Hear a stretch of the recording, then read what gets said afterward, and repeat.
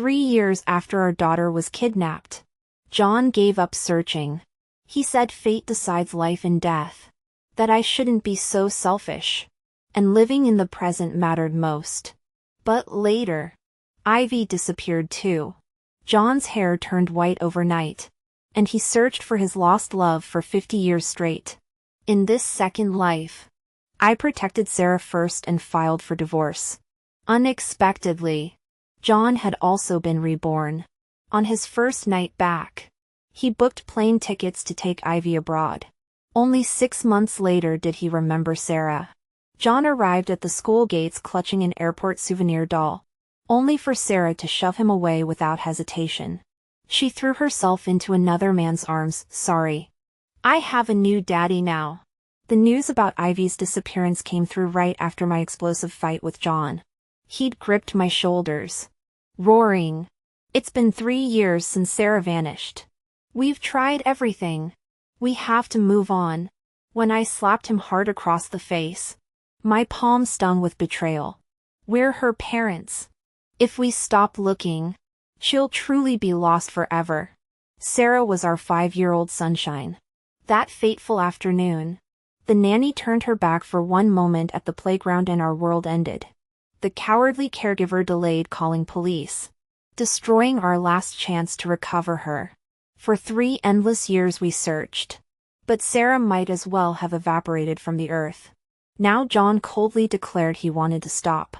"We can have other children," he said, his clinical tone freezing my blood. How could I abandon my own flesh?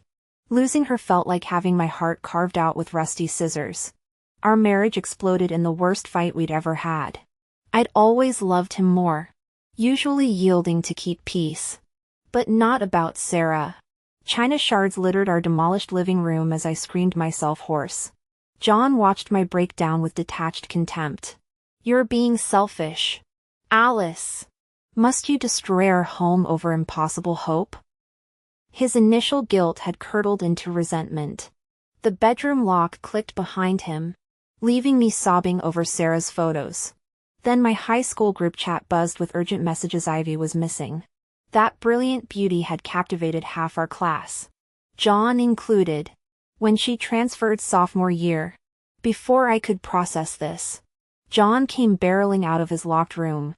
His trembling fingers kept redialing as he muttered, "Ivy, please be safe." I'd never seen him this frantic. Not even when Sarah disappeared. Ivy had always been John's idealized one who got away. Growing up, I'd accepted this. Our families were matched. We were childhood friends turned sweethearts. When Ivy left for college abroad, severing their budding romance, I stayed by John through his depression. Years later, he finally proposed. We built a life. Had Sarah, or so I thought. Now his panic over Ivy's disappearance revealed where his heart truly lived. The man I'd waited decades for still carried torch for the woman who'd walked away without looking back. I truly cherished this relationship. But now, I realize I've been the biggest joke. I thought John's distress upon hearing about Ivy's disappearance stemmed from our high school infatuation. Yet when he confirmed Ivy was truly missing, his grief turned his hair white overnight. But when Sarah went missing years ago, he remained perfectly composed. Turns out, he couldn't even love the child from a woman he didn't love. In the end, John decided to help the Peter family search for Ivy.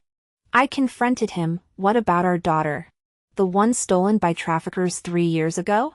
He avoided my gaze. "We searched for Sarah 3 years, that's enough. But Ivy just disappeared. If we try harder now, that trying consumed our lifetimes." I spent decades looking for Sarah while he chased after Ivy. We fought endlessly. I begged him to stop. Ivy had her own family searching while Sarah needed us. He roared, "Alice, how can you be so selfish? Ivy's a living person."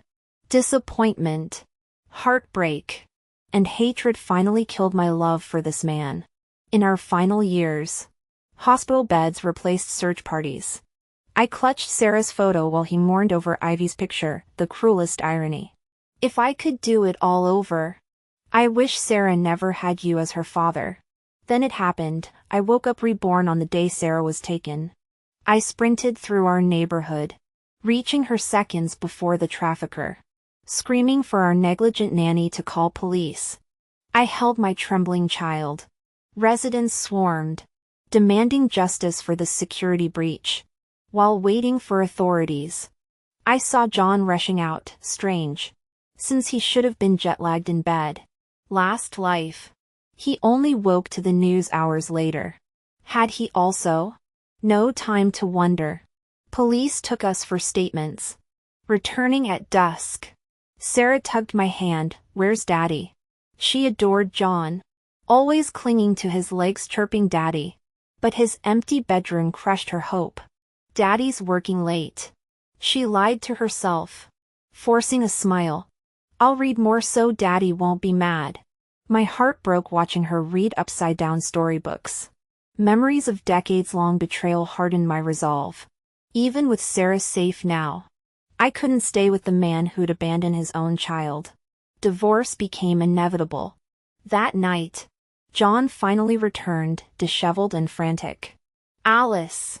We need to. He froze, seeing Sarah asleep in my arms. You saved her? His trembling hands reached out. But I shielded our daughter. The haunted recognition in his eyes confirmed everything. 2 lifetimes of failure stared back at me, and this time, I wouldn't forgive. I tried calling John, but his phone was completely turned off every time. It was like he had vanished into thin air. For a whole day and night, I couldn't reach him. Was Daddy taken by bad guys? Sarah asked, her young face unusually perceptive. Though only a child, she always sensed my moods with startling clarity. She tugged at my skirt with small hands, eyes glistening. I quickly scooped her up, murmuring, Daddy's just delayed with important business. He'll be back for your birthday. Her round eyes lit up. Really? The bitter truth was John had gone to Ivy. That night as Sarah slept in my arms after story time, I scrolled through social media. There it was, Ivy's new post, arms encircling her waist in intimate embrace. Caption declaring, after all these twists and turns, I've finally received your confession. The scarred right index finger in the photo matched John's exactly. The comment section overflowed with blessings for Ivy and her mystery man. The geotag revealed an overseas island, the very couple's paradise John had promised to take me to when we first dated. Back then, he'd vowed we'd flaunt our love there. We kept waiting through marriage and parenthood until the dream evaporated. Now John frolicked there with his first love, chasing lost time. Staring at the photo, I felt nothing. Perhaps I'd exhausted all tears in previous lifetimes of screaming matches and shattered trust. I saved the evidence. Divorce meant fighting for Sarah's custody, and I'd document every betrayal. My lawyer drafted papers, but John's international radio silence complicated service. When I told my parents, their reaction proved predictable. Alice, my mother said after agonizing silence, sometimes you blink through unpleasantness. Think of Sarah. My own mother advocated swallowing infidelity for family appearance. These cold-blooded architects of my marriage alliance still prioritized corporate interests over their daughter's heart. No, Mom. True selfishness would be modeling compromised love. I'll raise Sarah whole without him. My father's slap punctuated his decree. Divorce meant exile. Tears fell, but clarity came. I deem more no kinship with transactional love merchants. Let corporate mergers sustain them. Sarah and I would build reality, not perform hollow pageants. The scarred hand in Ivy's photo still haunted my gallery. Let John keep his souvenir.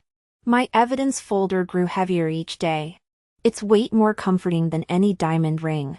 Soon, very soon, the law would make him acknowledge what he'd ignored for years. This time, the world would see his scars too. In the end, divorce was inevitable. I took Sarah Wilson and left, not heading home immediately. Halfway through the drive, I couldn't hold back my emotions anymore. I pulled over in a quiet spot and, right in front of my daughter, broke down in helpless tears. Sarah was so sweet, she unbuckled herself from the car seat, climbed over to the passenger side, and without a word, gently patted my back. When I looked up, she grabbed tissues to wipe my tears. "Don't cry, Mommy. Sarah's here. Sarah will always be here," she said in her tiny, lilting voice. I gazed at her and asked, "If Mommy and John separate, and you come live with me, would that be okay?" Sarah didn't answer right away. She tilted her head, deep in thought. After a long pause, she asked, "Will Mommy be happy if we leave John? Then, you won't cry anymore?" I didn't know how to respond, choking back tears. I nodded. Sarah immediately brightened, stretching her little arms to hug me the way I'd always held her. Sarah wants Mommy happy. Sarah hates seeing Mommy cry. John's mean, I don't want him either. That shattered me. I clung to her, sobbing uncontrollably.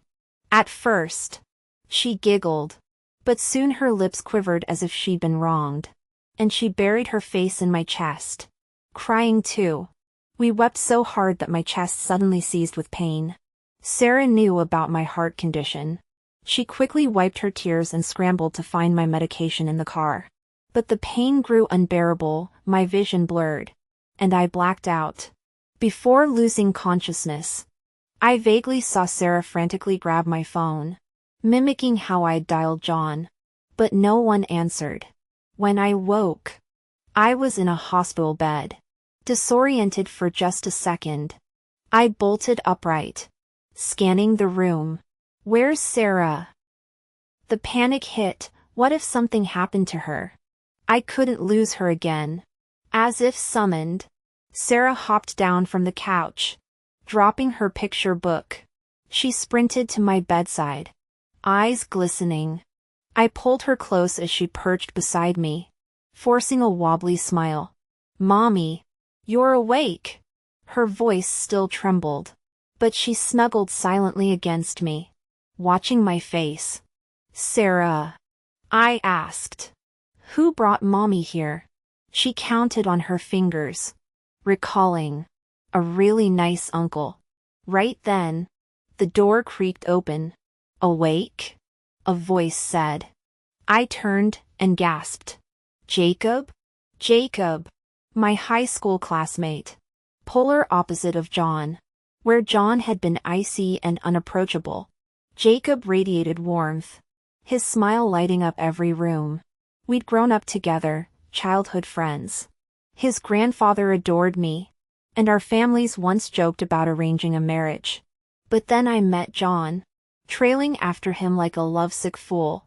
By the time Jacob left for an Ivy League school abroad, John and I were already dating. In my past life, Jacob never returned, or if he did, I'd been too consumed by Sarah's disappearance to notice. Seeing him now felt surreal.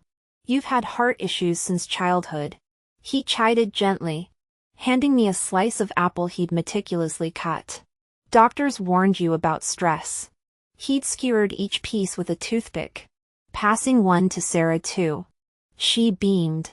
"Uncle Jacob, how'd you know Mommy likes her apples sliced?" He tweaked her nose, grinning at me with familiar mischief. "She's always been fussy. Won't eat them whole." Sarah shook her head.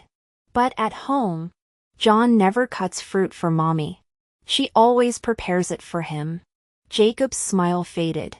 He held my gaze, silent, the air thickening between us. "No. Jacob, why are you staring at me like that? It's creeping me out." I pretended to focus on my fruit when Jacob suddenly flicked my forehead. It actually hurt more than I expected. "Jacob, that hurt. I'm still a patient here." I couldn't help yelping. Having grown up together since childhood, our familiarity quickly overrode the initial awkwardness. Around him, I always reverted to my unreasonable, teasing self, and he'd let me get away with it every time. Just like now, he completely ignored my complaint and handed me another apple slice. "Calm down. Have more fruit. I snatched the entire plate and stuffed 2 pieces in my mouth, muttering through full cheeks. You disappear for years then show up just to hit me? No explanation? Jacob shrugged with that infuriating grin. What can I say? Bullying you's been my favorite hobby since we were 5. He turned to leave, claiming he needed to consult my doctor. I missed his parting murmur as I crunched on fruit. Can't stand seeing you diminish yourself. If only I could knock some sense into that lovesick heart. My recovery went smoothly. After final checks, the doctor discharged me, determined to finalize the divorce. I refused to stay in John's marital home. Sarah and I moved to one of my own properties, a cozy townhouse she'd picked herself. Jacob showed up unasked to help us relocate. By sunset, all our belongings occupied the new place, conveniently located just blocks from his own residence. Sarah's excitement knew no bounds when she learned this. Do you really like Uncle Jacob that much? I asked during bedtime cuddles.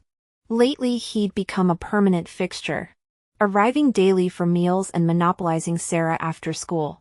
Their instant camaraderie left me feeling oddly excluded during their weekend zoo trips. Sarah nuzzled my neck apologetically. He plays with me properly. Not like Daddy, who's always busy. He missed my birthday yesterday. Uncle Jacob threw me a party and got me the exact unicorn castle I wanted. Her voice quivered. Wish Uncle Jacob was my real daddy. My heart shattered. Even a child could sense John's emotional absence compared to Jacob's genuine affection. I held my daughter tighter, silently agreeing John didn't deserve fatherhood. At dinner, Sarah pushed her food listlessly until the doorbell chimed. Uncle Jacob's here. She scrambled down before I could react. Looking extra cute today, princess. Jacob carried her back to the table, their easy banter resembling actual father-daughter dynamics. I glared jealously. I carried this child for 9 months. Yet she prefers you? Feels like I did all the work for your kid. His eyes sparkled. I'll gladly take credit. Rest assured I'll be the best dad ever.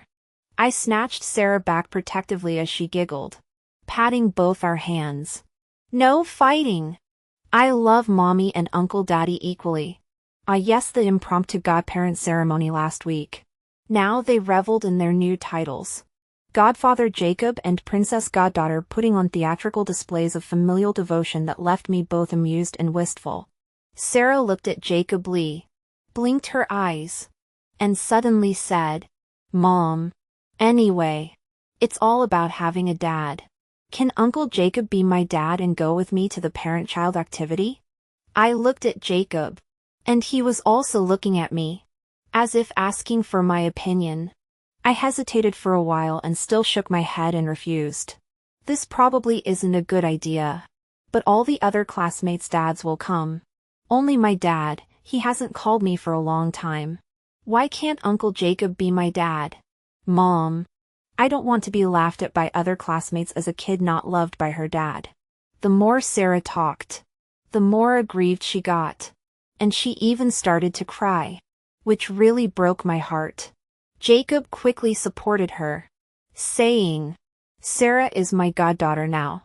That John is having a good time abroad. It's better for me to go. Do you want Sarah to be laughed at by other kids? Naturally. I didn't want that. So on Monday's parent-child activity, Jacob played the role of the dad and went to the kindergarten with me. The games were all quite simple. Some tested the cooperation between fathers and daughters, and some tested that between parents. For example, what's Mom's favorite color? Jacob, purple. What's Mom's favorite fruit? Jacob, apple. What does Mom hate the most? Jacob, she hates being deceived the most. For several consecutive questions, Jacob gave the correct answers in the shortest time. I couldn't help but give him a thumbs up. The host was a kindergarten teacher. She held the manuscript, smiled at the kids, then built up the atmosphere, and then asked Mom one last question. So, who is the person Dad likes the most? Many parents answered with the kids' names. I also wrote down Sarah's name. After all, for this kind of question, you can only write the kid's name. But the answer Jacob gave was you. Me? I didn't react for a moment and couldn't help but point at myself. The host said with a smile, "It seems that Sarah's parents have a very good relationship. He's the only dad among all here who gave a different answer." For some reason, my heart suddenly started to beat a little faster. Even after this session ended, my heart still hadn't returned to normal. Jacob held Sarah's hand and walked to me. "What's wrong? Is your heart acting up again?" His voice was always gentle, and his eyes were full of sincere inquiry and concern. I shook my head. "Jacob, why didn't you write Sarah's name?" The smile on Jacob's face paused slightly, and then he said, "As Sarah's dad, of course I love Sarah's mom the most. So, loving you. I don't think there's anything wrong with this answer. There was a problem. A big problem." My heart started to beat even faster. In the next 2 months, I suspected that Jacob completely regarded my home as his own. Although our two families were close when we were kids, and we did often stay together. But after all, we've grown up. I'm even married and have a child. So we should avoid suspicion. But Jacob was unmoved and seriously retorted, "Aren't you planning to get a divorce by agreement? Are you just playing hard to get and want to get back together with John? If so, I'll really look down on you. Alice. You have to let go of the wrong person." "No. I just simply think we need to avoid suspicion." I've never said I'd hesitate.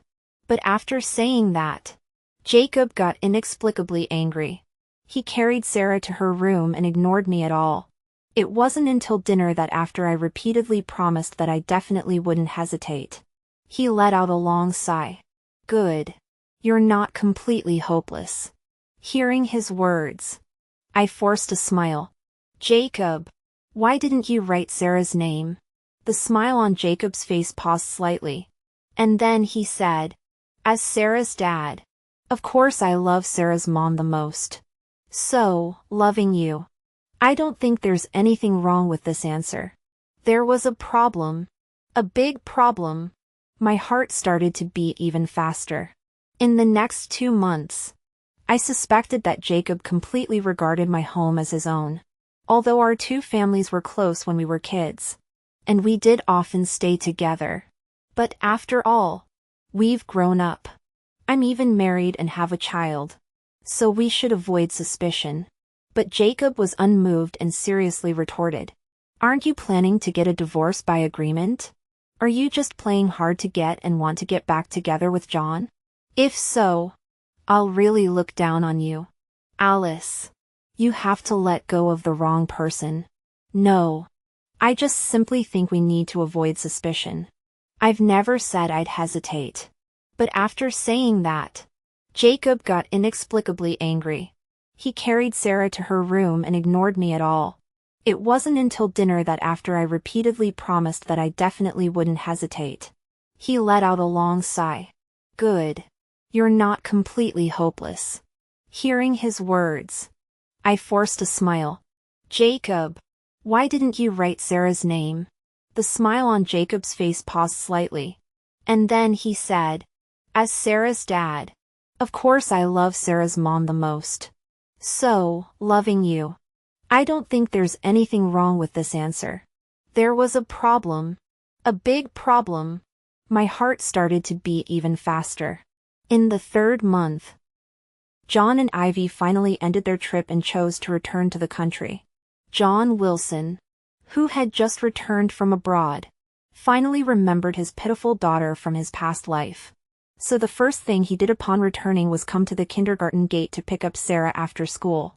Alice and I ran into each other right at the entrance. John was holding a doll in his arms, the exact kind of plushie Sarah hated most. When he saw me, his expression turned guilty and uncomfortable. "Alice, there was an urgent business matter. I had to go overseas suddenly and forgot to tell you," he stammered. I hummed non-committally, as if I didn't know he'd actually been vacationing with his mistress Ivy. His constant lies only deepened my contempt. Whatever. Once he signed the divorce papers, he could do as he pleased. Perhaps sensing my coldness or genuinely feeling guilty, John grew flustered and tried explaining further. I cut him off. It's time. Sarah will be out any minute. He closed his mouth, clutching that hideous doll as we waited. Sarah came skipping out beaming, but froze when she saw John. Her joyful sprint slowed to cautious steps. Sarah! Look what Daddy brought you. Despite everything, blood ties mattered. He could treat me coldly, but couldn't face his daughter without shame. Sarah eyed the doll with undisguised disgust. Before, she'd force smiles for his sake, swallowing disappointment to preserve their fragile bond. But after weeks with Jacob never pretended. He taught her to say no to things she hated. Now Sarah stopped humoring John's pathetic attempts. Ignoring the doll, she walked straight to me. Mommy, are you picking me up alone today? Hope tinged her voice. Jacob had promised to come too, but the Lee family emergency called him away this afternoon. Before I could explain, John approached again. Why won't you talk to Daddy? Don't you like this special gift? The receipt fluttered from the doll. Airport purchase. He'd only remembered his daughter after landing. Pathetic. Sarah's jaw tightened. I saw the conflict, wanting to reject him but fearing his reaction. As I opened my mouth to intervene, her eyes suddenly lit up. She pushed John away and stepped back. I stopped liking these baby toys ages ago. And lying's bad. Her small voice shook with conviction. I saw on Mommy's phone you were vacationing, not working. Besides, she lifted her chin. I have a new daddy now. If you don't want us, that's okay. We don't need you. Grabbing my hand, she dashed toward the parking lot. There stood Jacob, waving by his car. Daddy! Sarah sprinted into his arms, smacking a loud kiss on his cheek. Though officially her godfather, she'd only ever called him uncle before. The deliberate daddy now felt like a calculated jab. John's thunderous expression? Delicious. Jacob, never one for subtlety, carried Sarah over. My girl hates that ugly thing, he told John bluntly.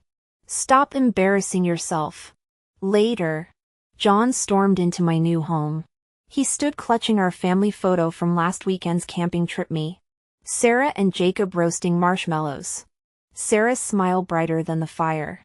She always wanted to camp. I said quietly. You kept saying it was childish. My throat tightened remembering the notification that popped up yesterday. John and Ivy's camping photos from Switzerland. Time-stamped the same day. John's accusatory finger trembled.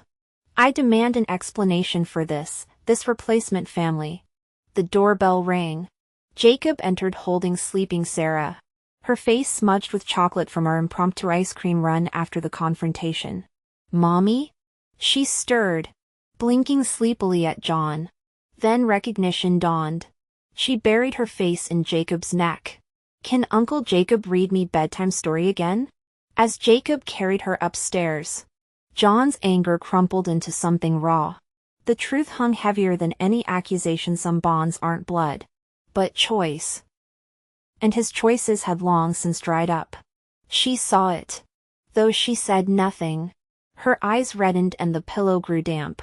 So when Jacob found out, he immediately canceled his work commitments and took Sarah camping. That day, we all had a wonderful time.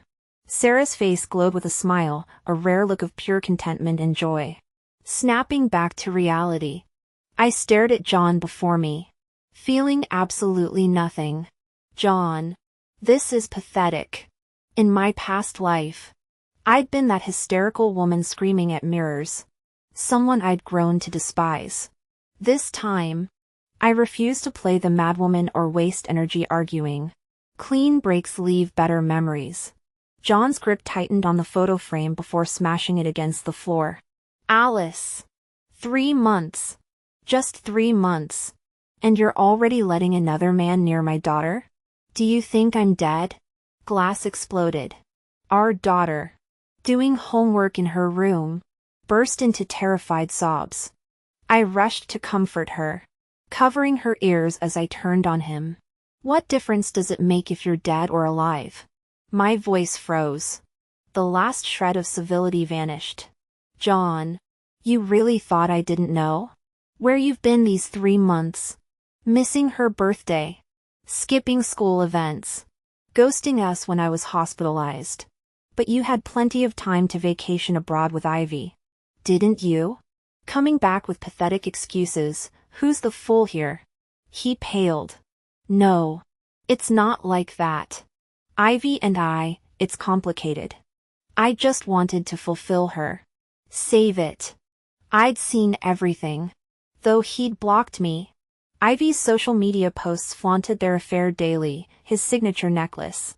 The birthmark on his neck. The scar across his abdomen. Even Sarah recognized her father in those photos after one glance. Tears fell as I handed him the divorce papers. But my voice stayed steady. I'm done jumping into fire twice. He refused instantly. Alice. Be reasonable. Our marriage isn't just about us, it's about the Wilson and Smith family alliances. And Sarah. Can't you stop being selfish for once? The word stabbed. Selfish, his favorite accusation.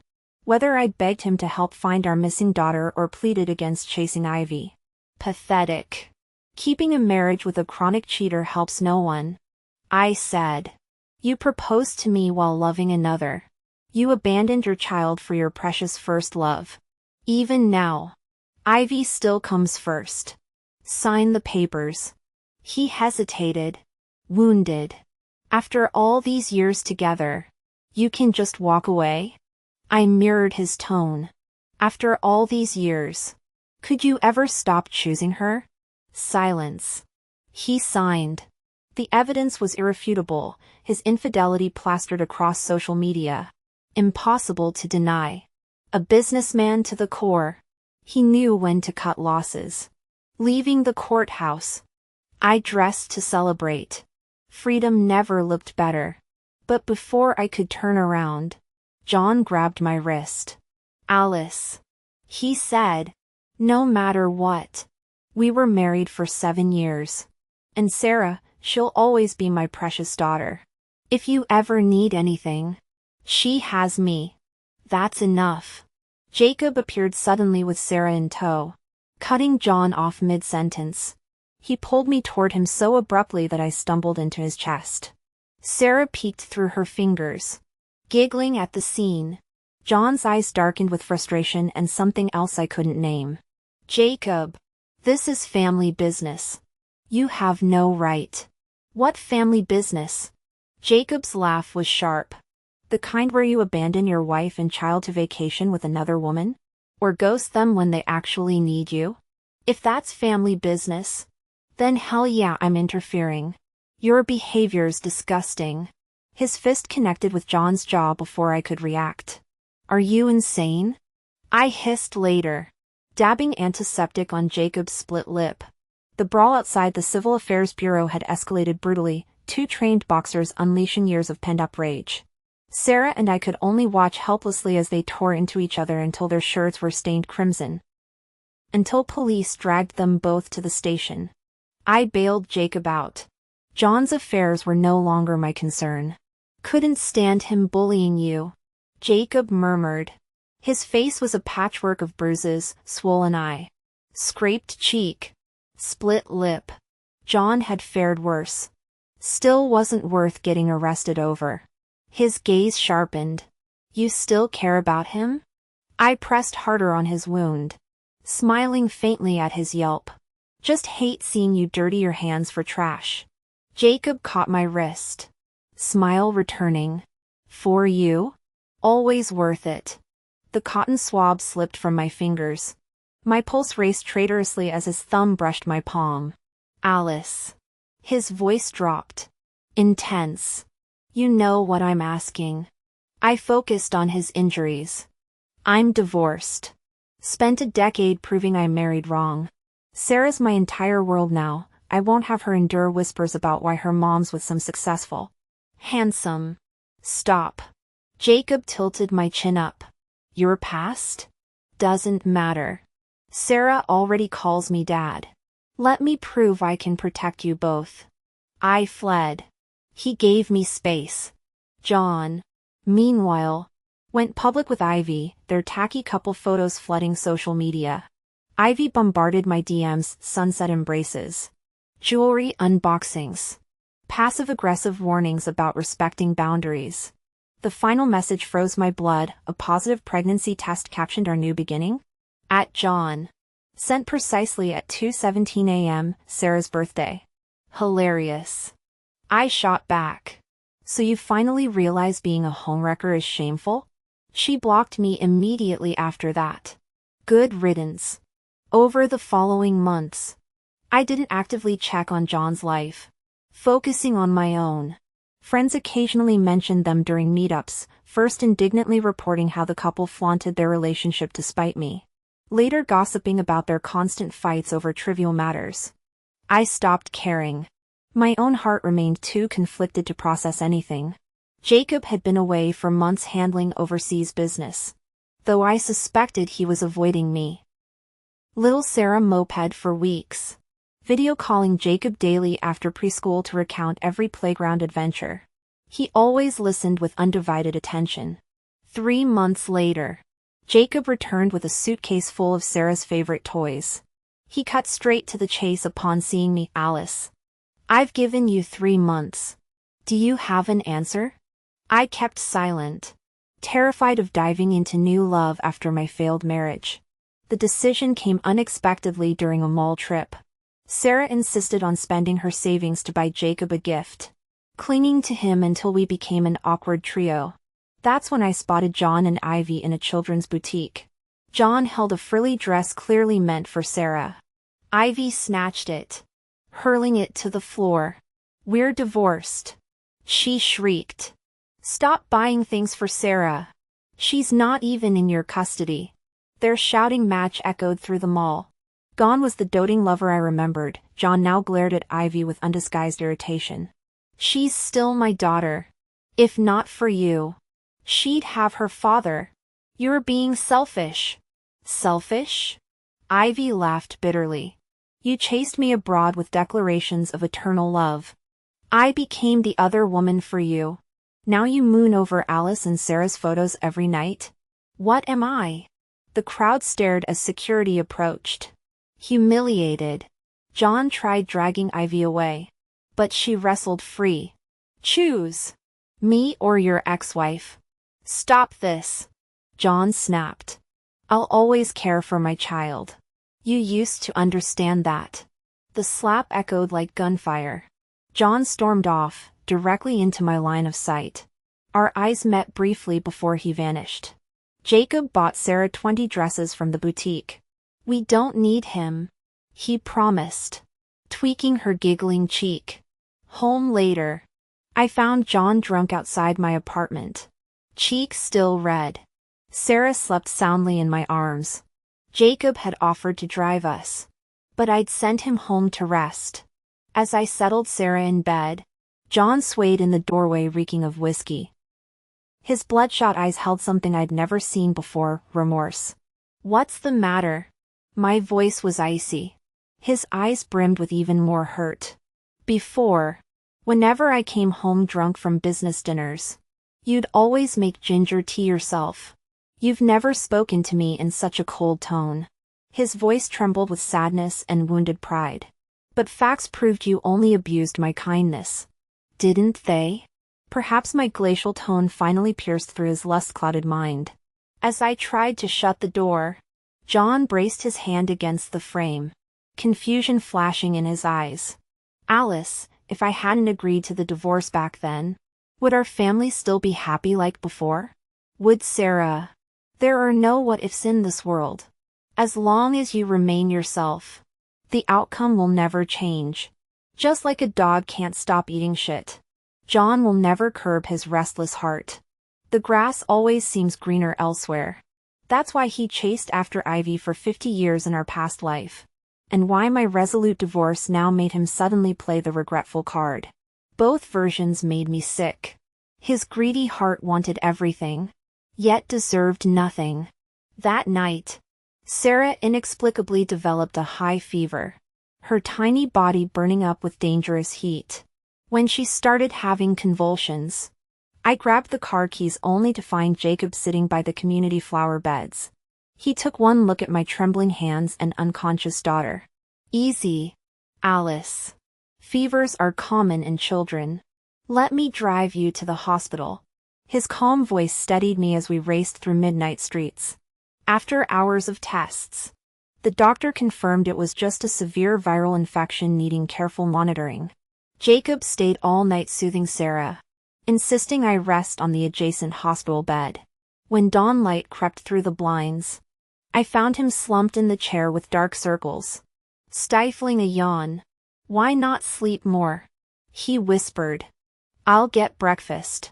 What would you like?" His tenderness broke something in me. "Jacob, let's try this. If it's another abyss, then I'm simply cursed to never find happiness." The moment we became official, Jacob transformed into a peacock, spreading its feathers, immediately updating social media and moving boxes into our spacious home. Thankfully, Sarah had chosen a place with plenty of rooms. On moving day, Sarah excitedly demanded a family photo. 5 minutes after posting it, my phone rang. I was showering when Jacob answered. "Looking for Alice? She's bathing." Exhausted from Sarah wearing us out all day, his voice carried through the bathroom door. Later, he handed me the phone with a scowl. John. Not worth returning the call. I tossed the phone aside to dry my hair. When I went to collect our takeout 30 minutes later, a hand seized my wrist. "Alice, you're with Jacob now?" John's accusation burned with anger. I shook him off. "Who I date is none of your business." His brows knotted in genuine bewilderment. "We divorced less than 6 months ago. You claimed to love me so desperately. Even had Sarah together. How can you move on this fast? Did you ever truly love me at all?" "John." I couldn't help but growl. "I've always known how selfish you are, but I never imagined your ability to twist the truth could reach such heights. You were the one who cheated first. Yet now you dare play the victim?" "Jacob and I are together now openly and honorably." John remained relentless. "We spent 10 years together and have a child. How could he possibly not mind? How could he truly care for Sarah?" I slapped him before I could stop myself. "Don't project your filth onto others. Jacob isn't like you. He loves me genuinely, which means loving everything I hold dear." I recalled Jacob's words, "Alice, Sarah is your daughter. Loving you means cherishing what you cherish." John leaned against the wall, shoulders slumped. After a prolonged silence, he murmured almost inaudibly, "If I regret everything, would you give me another chance?" "Stop humiliating yourself," I replied coldly. A month later, news broke of John's engagement to Ivy. The Wilson family had waited half a year since our divorce, eager for new blood and grandchildren. The night before their wedding, John sent me an essay-length message nostalgically recalling our life with our well-behaved daughter, offering reconciliation. I ignored it. Their marriage imploded within weeks. Ivy's hypersensitivity magnified every minor issue, while John's guilt-driven attempts to see Sarah sparked endless fights. Their former passion now fueled bitter warfare. None of this concerned me. Today, I'm marrying Jacob. As I prepared for the ceremony, Ivy stormed into the bridal suite in white. Lunging at me, Jacob instantly shielded me. "How dare you?" she shrieked. "You keep haunting John even after divorce. Your bastard child ruined our marriage. You perfected John's truth-twisting." I retorted. "You home-wrecked our marriage, yet blame me for your failures? Your misery doesn't entitle you to sabotage others' happiness. Keep this up, and everyone will see you deserve every bit of your suffering." John arrived, yanking Ivy away with visible disgust. Your paranoia destroyed us. What right do you have to confront Alice?